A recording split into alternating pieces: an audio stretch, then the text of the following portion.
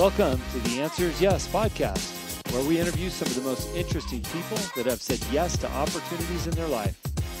We hope that through these stories you can learn to create your own destiny by saying yes along the way. Join us as we explore the new series covering topics such as passion, integrity, and hard work. I'm your host, Jim Riley, and I hope you enjoy these interviews as much as I do. I believe that everyone has an important message worth hearing.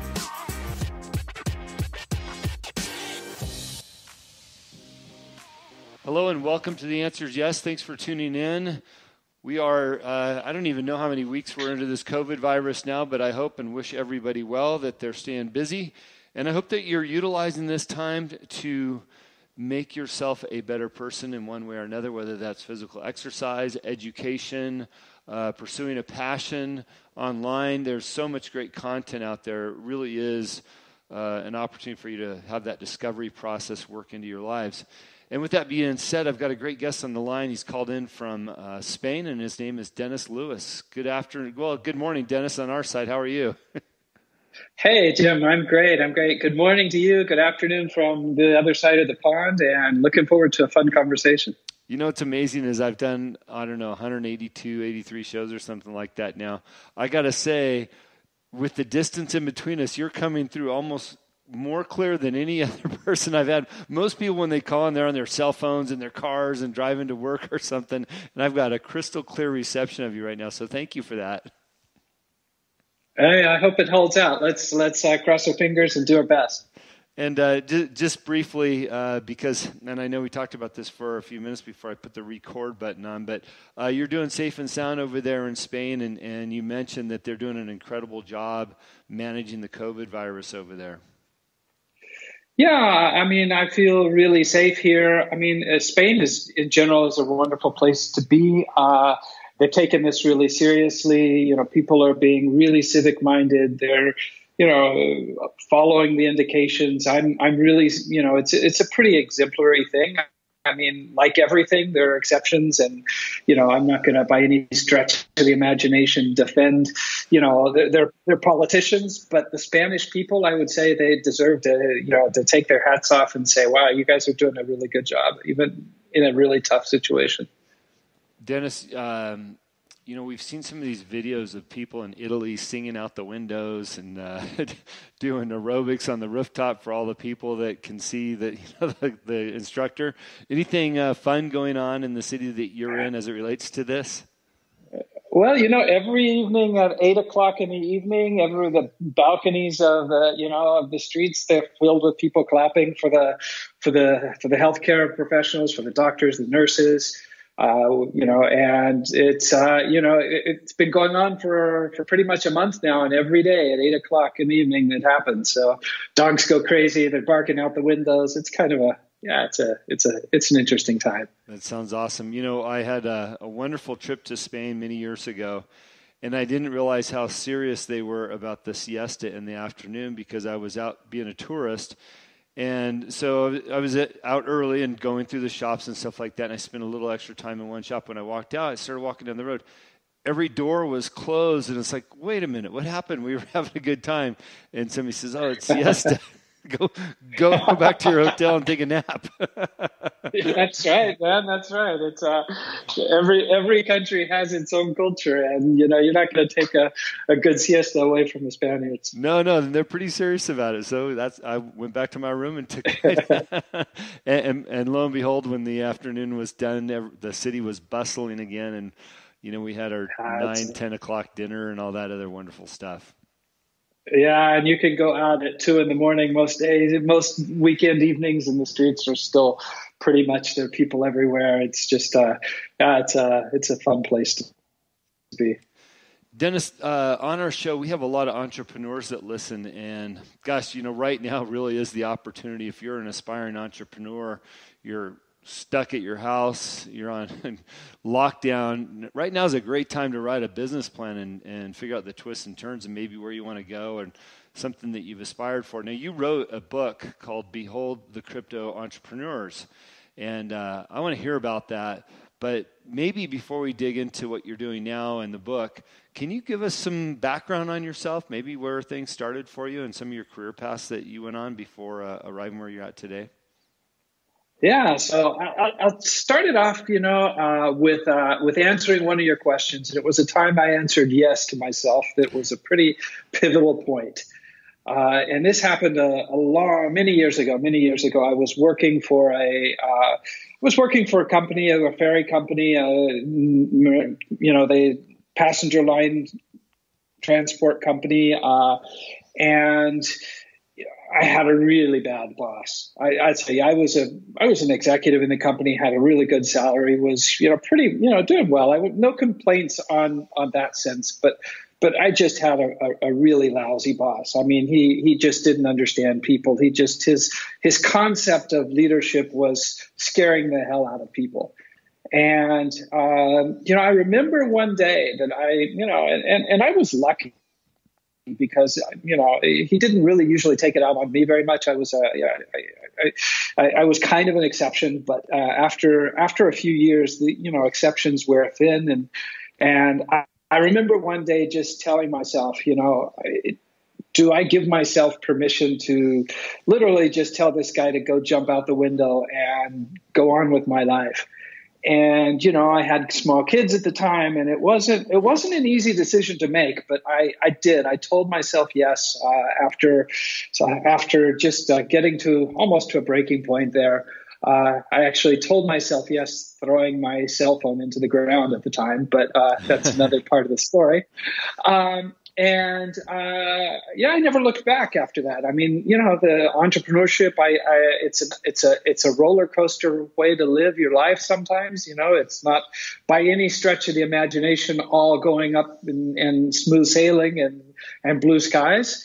But I've never regretted that decision. So, and since then, I've run startup companies, I've run larger organizations. I've some of them have made a lot of money, some of them have lost a lot of money, but I've learned a lot along the way. And I think that's one of the most grab you, kind of thing about being an entrepreneur, is that you're pretty much 24/7 learning new things, and you can't, you have to wear a lot of hats, and that keeps you young, and it keeps you on your toes, and it's not for everybody, but if we're looking at the world right now, and you're looking, and so many people now are suffering, and those steady paychecks that they were counting on are suddenly not as steady and not as not as secure as they used to be. And maybe now is a good time to tell yourself yes and, take a new path.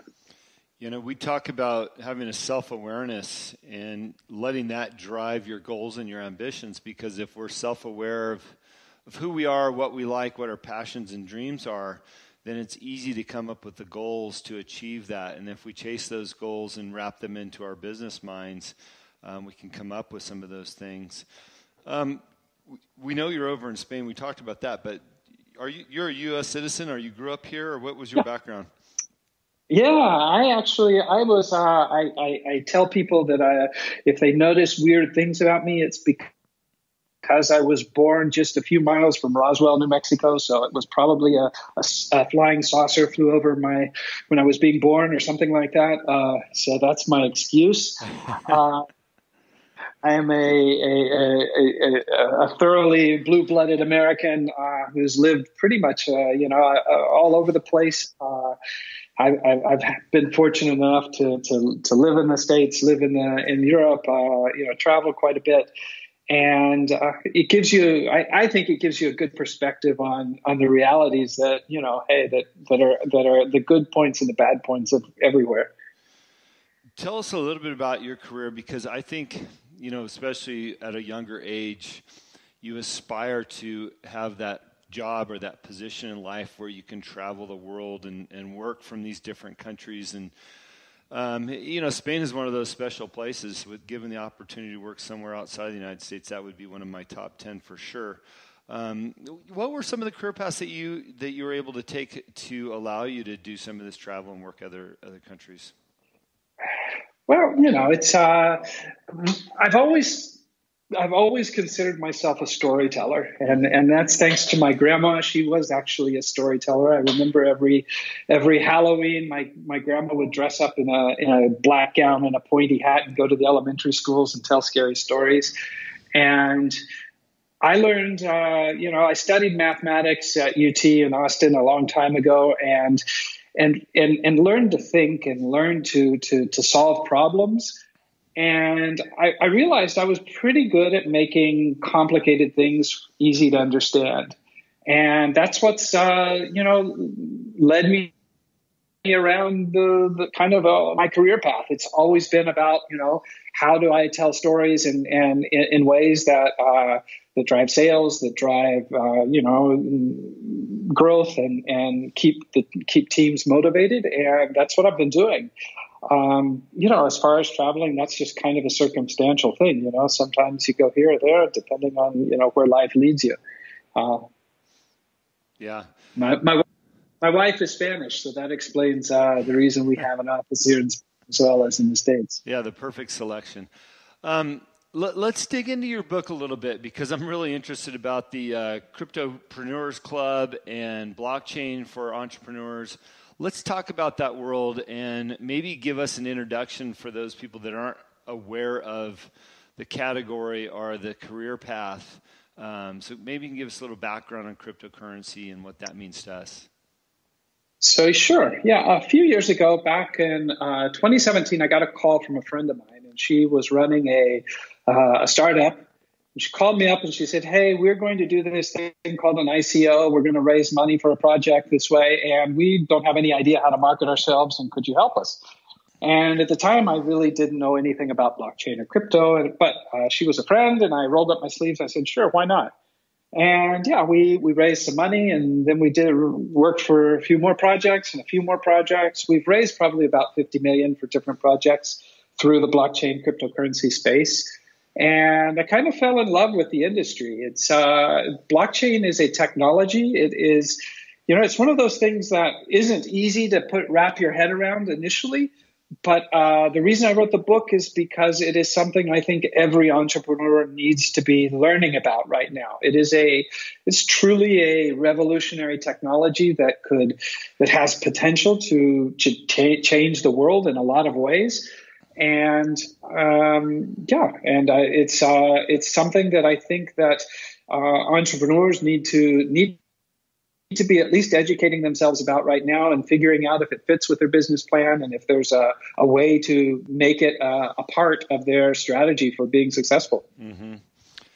Can you tell us what exactly cryptocurrency is? Because a lot of people aren't quite familiar, or they're still asking questions. Claro, yeah, of course. So let's start at the bottom, and this bottom of the technology is called blockchain. And a blockchain is basically just a fancy accounting system, a bookkeeping system. It's just a ledger for keeping track of transactions. And just like your QuickBooks or like Xero or any other accounting program, kind of, it's account A sends X amount to account B. But the fancy thing about it is that there's no single computer that runs this accounting system. It is literally distributed around over millions of computers connected all around the world that share this and work together to keep this accounting system synchronized and up to date. And that means that once a transaction is recorded, it's recorded forever. It can't be tampered with. It can't be, it's completely secure. And, there's no single point of failure there. You can't take it down. There's literally you would have to stop the internet to be completely the entire global internet to stop the blockchain from working. Mm-hmm. And on top of that accounting system, the people that invented the first blockchain, they said, well, how are we going to reward all these computers that are donating their resources to keeping this going? And so they invented something called a cryptocurrency, which is just a virtual currency to reward these computers, the people that own these computers. And initially, these cryptocurrencies were pretty much worthless. But as the technology has evolved and as people have realized the value of